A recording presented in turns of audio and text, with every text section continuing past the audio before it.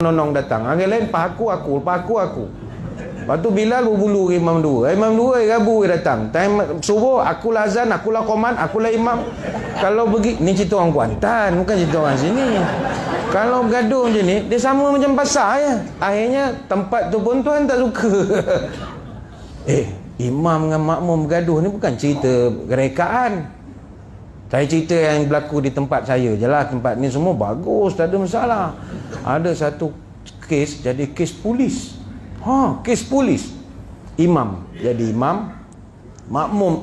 Dia masjid ni saya tengok lah ya. Terutama di Negeri Pahang. Negeri Sembilan saya tak tahu. Masjid ni, mana-mana masjid lah. Saya tengok mesti ada satu dua watak kaki komplain lah. Dia punya kaki komplain luar biasa. Kalah juri Akademi Fantasia. Semua benda dia komen. Teknik pembacaan, tajwid, performance imam, pakaian, motor imam, kereta imam, lampu, kipas, sawang, tandas, engsel, semua complete set dia ni jadi juri.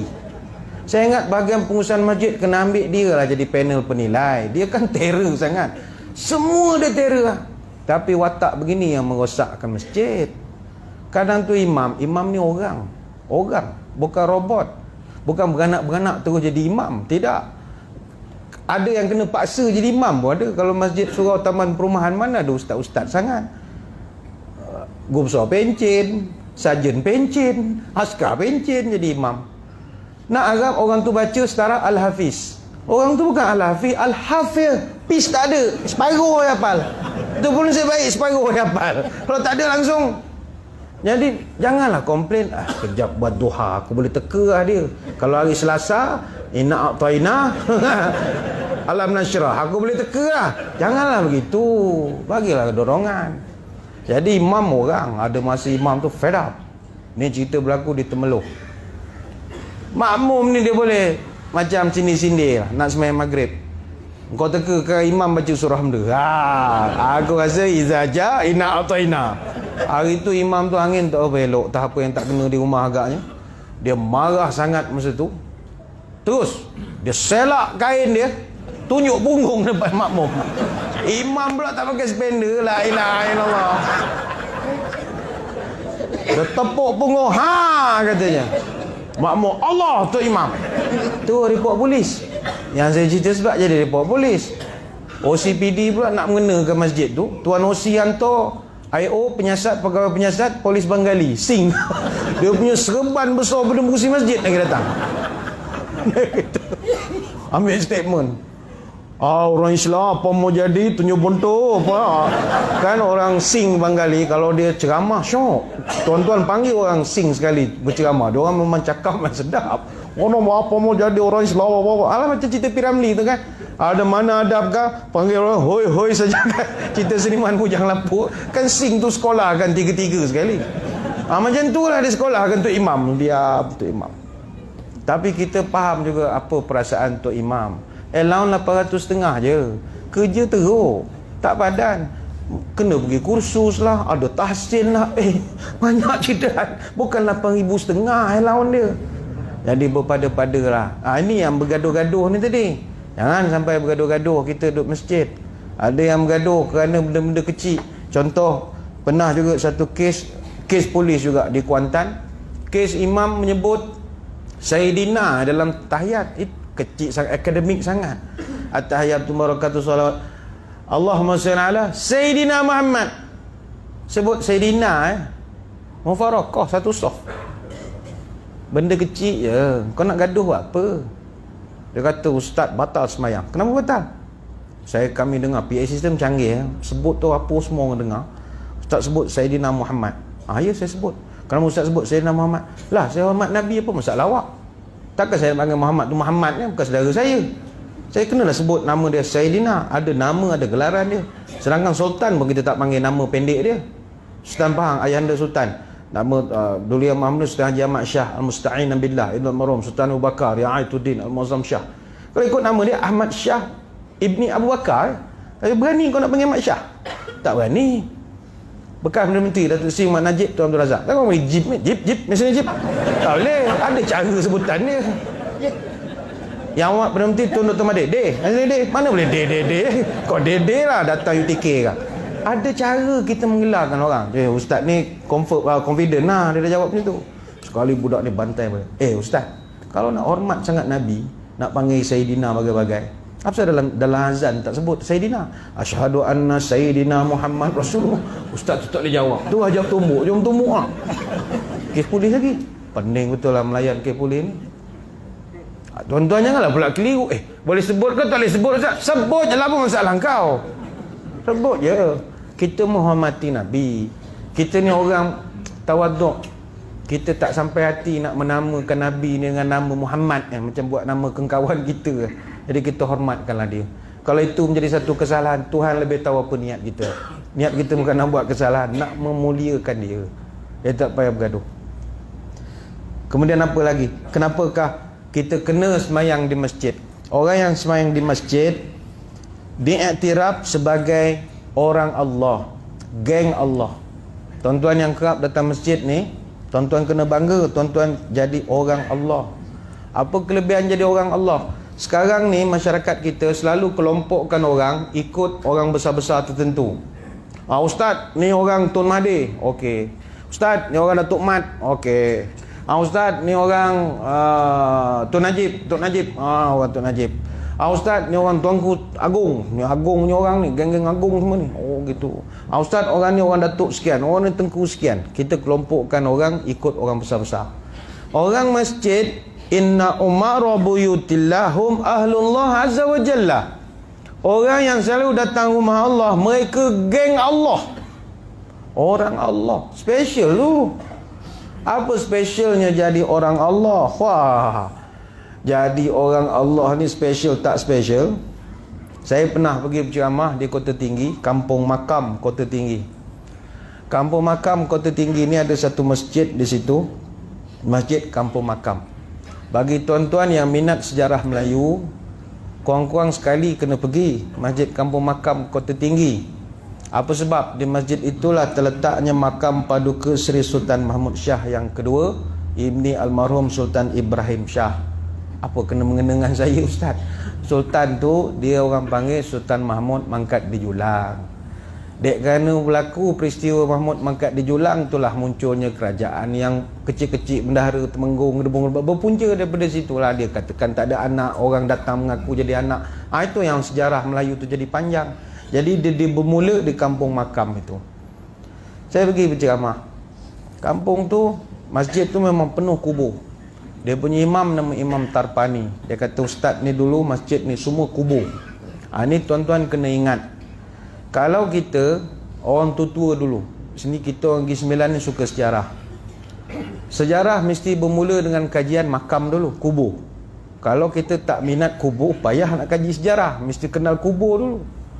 Baik itu kubur, kalau kita nak kenal kubur nenek moyang, orang dulu-dulu dia bahagikan macam ni.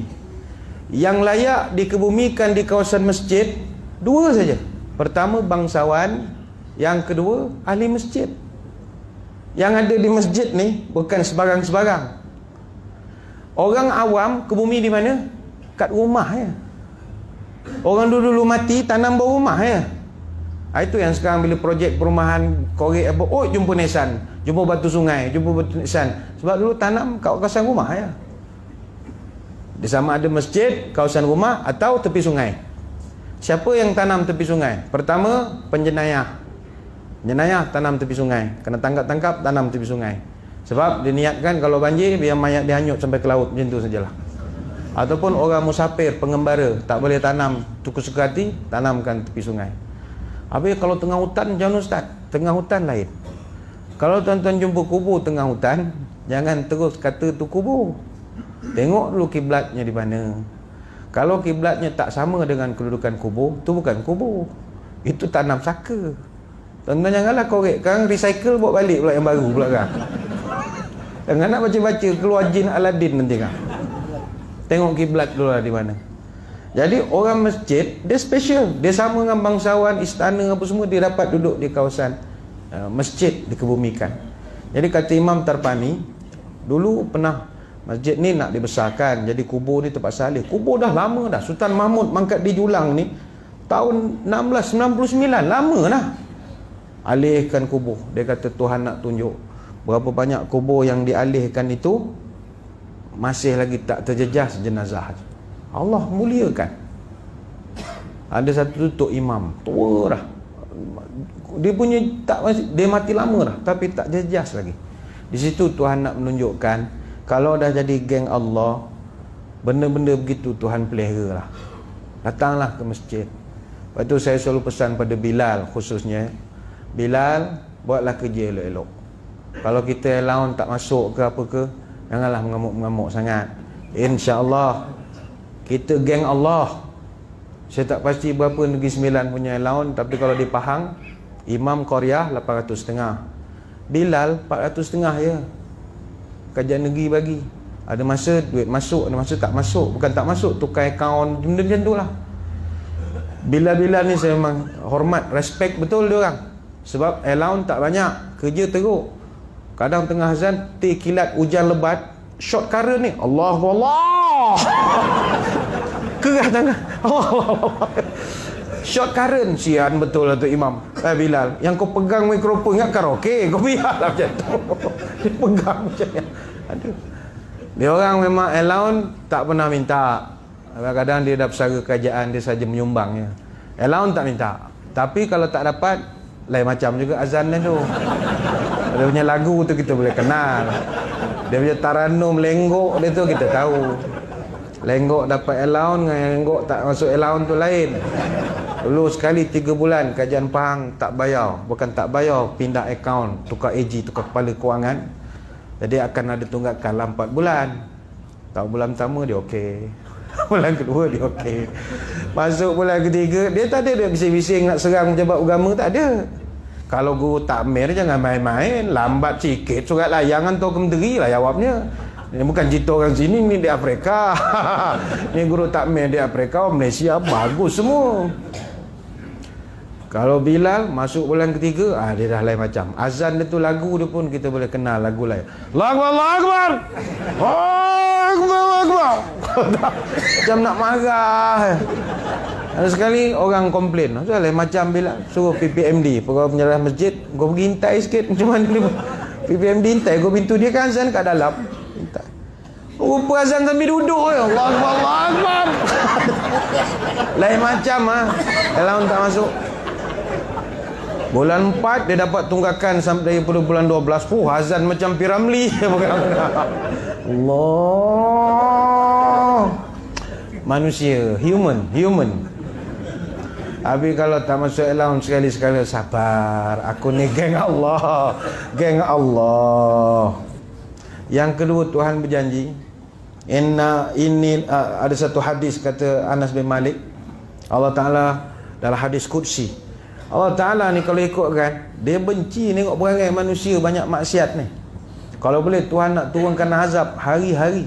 Inni la ahammu bi ahlil ardi azaban fa iza nazartu ila umari buyuti wal mustaghfirina bil ashari saraftu azabi anhum.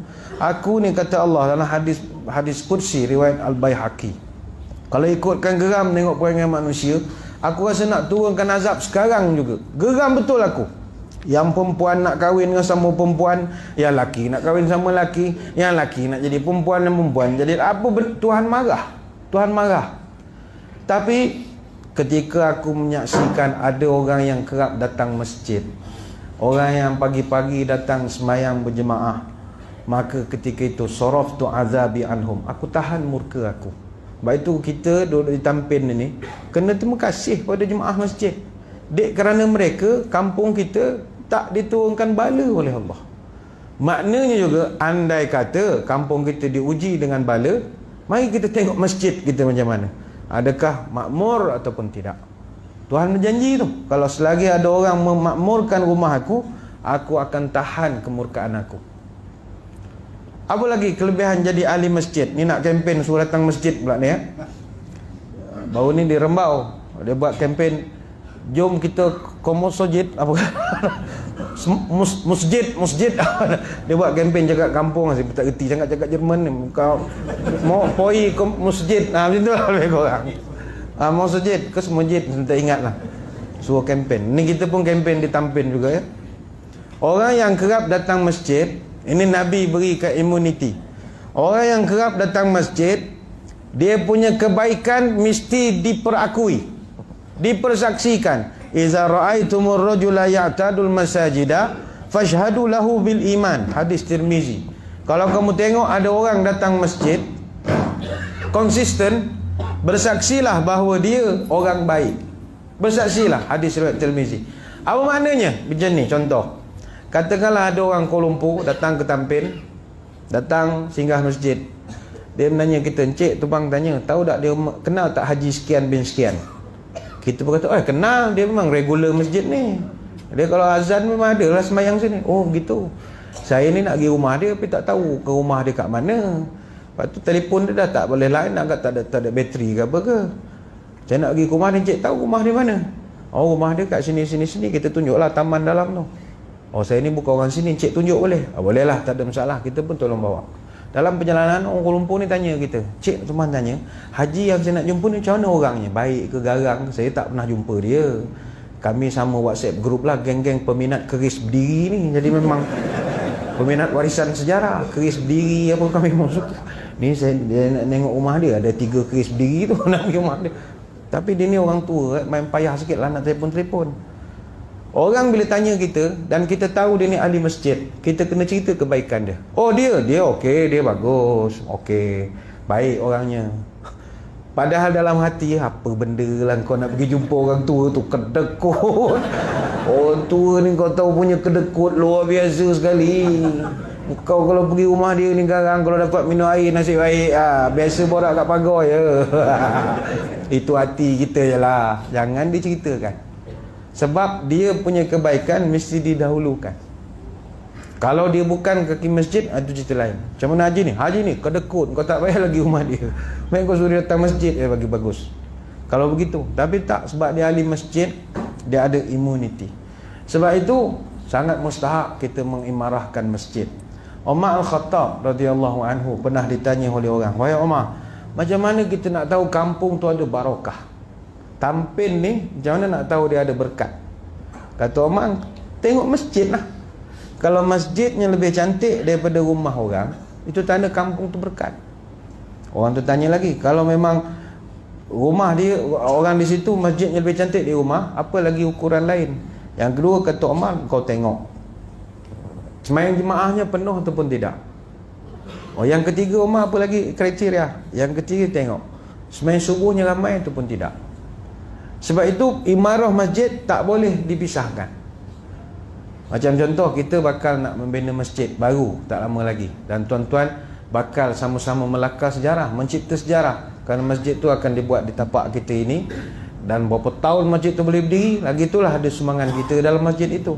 Masjid ini, kaedah mendirikan masjid mesti ikut berapa kepala jemaah. Bayangkanlah kita nak suruh orang datang masjid. Sebab itu katalah pihak masjid nak buat masjid, dia akan bawa kertas pergi ke majlis pejabat itu, mesyuarat tindakan daerah. Kalau pakai daerah peruntukan persekutuan atau pusat negeri, kalau majlis agama ada mesyuarat dengan jawatan kuasa bangunan masjid negeri, dia ada jawatan kuasa. Untuk kita nak membina satu masjid, ukuran kasar kita tengok berapa jemaah. Biasanya satu jemaah kita nilaikan RM5,000. Satu kepala tuan-tuan ni RM5,000 ni. Sekarang mungkin naik jadi RM5,500. Yang terbaru saya dengar RM5,500 minimum. Dan tengok tanah, kalau ada kena buat kerja tanah, satu kepala jadi RM8,000. Kalau tanah tu tanah paya, RM12,000 satu kepala. Jadi kita buat kertas, kalau 200 jemaah darab RM5,000. Jadi RM5,000 darab 200 jemaah, masjid tu ting-tong 1 juta harga dia. Gedebung-gedebang RM1 juta. Kalau jemaah di situ ada 500 jemaah, 500 darab 5,000, masjid tu 2.5 juta. Itu kiraan kasar. Sebab itu bila masjid didirikan, orang tak datang, rugi. Sebab kepala tuan-tuan dikira untuk pembinaan masjid itu. Macam hospital, bajetnya kira katil. Berapa katil? Itu kita boleh tahu berapa harga juta-juta hospital itu. Masjid, kepala jemaah. Sebab itu kita selalu kempen kepada masyarakat setempat, kau datanglah masjid. Sebab kepala engkau dikira untuk pembinaan masjid ini. Datanglah masjid. Selain itu, masjid ni kita kena selalu datang sebab sinilah lubuk segala ibadah. Tak ada dah tempat lain. Tak ada dah. Tuan-tuan pergi balai raya, tak dapat pahala macam itikaf masjid. Tak dapat. Balai raya ke, pasar raya ke, tak dapat. Masjid ni, sedekah masjid, lain pahala dia. Tuan-tuan iktikaf, lain pahala. Semayang jemaah, lain pahala. Mendengar ilmu di masjid dengan mendengar, tengok YouTube live dekat dapur rumah, lain pahala dia.